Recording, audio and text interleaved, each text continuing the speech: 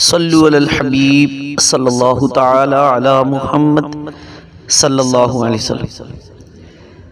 کچھ لوگ زیادہ ہی جذباتی ہوتے ہیں اور جذباتی پن میں کئی غلط فیصلے کر جاتے ہیں، پھر وہ بعد میں پچھتاتے ہیں۔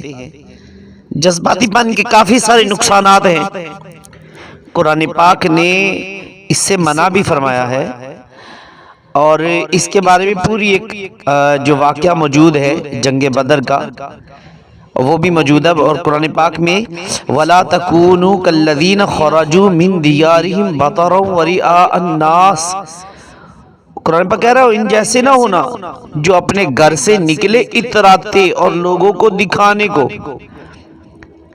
تو یہ ابو جہل جو تھا اس نے جو معاملات کیے تو اس کا کچھ اللہ پاک نے ذکر فرمایا ہے، مسلمانوں کو ان کے پیچھے چلنے سے منع فرمایا ہے۔ میں کچھ اس کی طرف آپ کی توجہ دلاتا ہوں کہ غزوہ بدر اسلامی تاریخ کا اہم ترین واقعہ ہے، اور تاریخ اسلام میں یہ پہلا موقع تھا جب حق اور باطل باقاعدہ آمنے سامنے آئے۔ غزوہ بدر میں اللہ پاک نے مسلمانوں کو عظیم الشان فتح عطا فرمائی، اور کافروں کو تاریخ کی بدترین شکست کا سامنا ہوا۔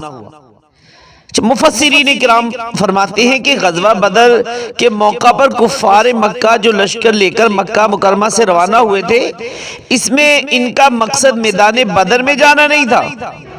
اصل معاملہ یہ تھا کہ کفار مکہ کا ایک تجارتی قافلہ ملک شام سے مکہ مکرمہ آ رہا تھا، جس میں کفار ناہنجار کفار مکہ کا بہت سارا سامان تجارتی سامان تھا۔ اس بارے میں کفار مکہ کو خبر ملی کہ ان کے تجارتی قافلے کو خطرہ ہے، ممکن ہے کہ مدینہ منورہ کے مسلمان ان کے قافلے کو نقصان پہنچائیں۔ چنانچہ کفار مکہ اپنے اس تجارتی قافلے کی حفاظت کے لیے ایک بڑا لشکر لے کر روانہ ہوئے۔ مکہ مکرمہ کے بڑے بڑے سردار، بالخصوص اس امت کا فرعون یعنی ابو جہل، اس لشکر کی سربراہی کر رہا تھا۔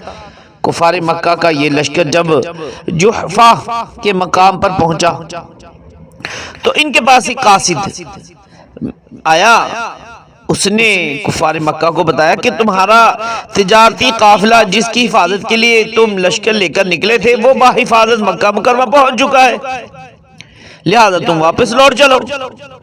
اس موقع پر ابو جہل بدبخت نے اترا کر کہا، نہیں، اب ہم واپس نہیں جائیں گے، ہم لوگ بہادر ہیں، ہم میدان بدر میں جا کر ہی دم لیں گے۔ آج کل وہاں میلہ لگا ہوا ہے، سارے عرب کے لوگ جمع ہیں، ہم وہاں اپنی بہادری دکھائیں گے، مسلمانوں کا نام صفحہ ہستی سے مٹا دیں گے، معاذ اللہ۔ پھر یہ سب کچھ کر چکنے کے بعد وہاں شرابیں پیئیں گے، ناچ گانے والیاں ہمارے ساتھ ہیں، انہیں نچا کر جشن منائیں گے۔ استغفر اللہ، استغفر اللہ۔ تو ابو جہل کا غرور اور تکبر دیکھیے، اس بدبخت نے کیسے گھٹیا جملے بولے۔ اس موقع پر عقل مندی کا تقاضا تو یہی تھا کہ کفار مکہ اپنے لشکر کو لے کر واپس لوٹ جاتے، مگر ابو جہل نے طاقت اور قوت کے نشے میں جذباتی فیصلہ کیا۔ پھر ابو جہل کے اس جذباتی فیصلے کی بنیاد پر کفار میدان بدر میں پہنچے اور انہیں تاریخ کی بدترین شکست کا سامنا کرنا پڑا۔ اللہ پاک نے قرآن پاک میں کفار مکہ کے اس فخر اور غرور اور ان کے اس جذباتی فیصلے کا ذکر کرتے ہوئے فرمایا وَلَا تَكُونُوا كَالَّذِينَ خَرَجُوا مِن دِيَارِهِمْ بَطَرًا وَرِئَاءَ النَّاسِ۔ اللہ تعالیٰ فرماتا ہے ان جیسے نہ ہونا جو اپنے گھر سے نکلے اتراتے اور لوگوں کو دکھانے کو۔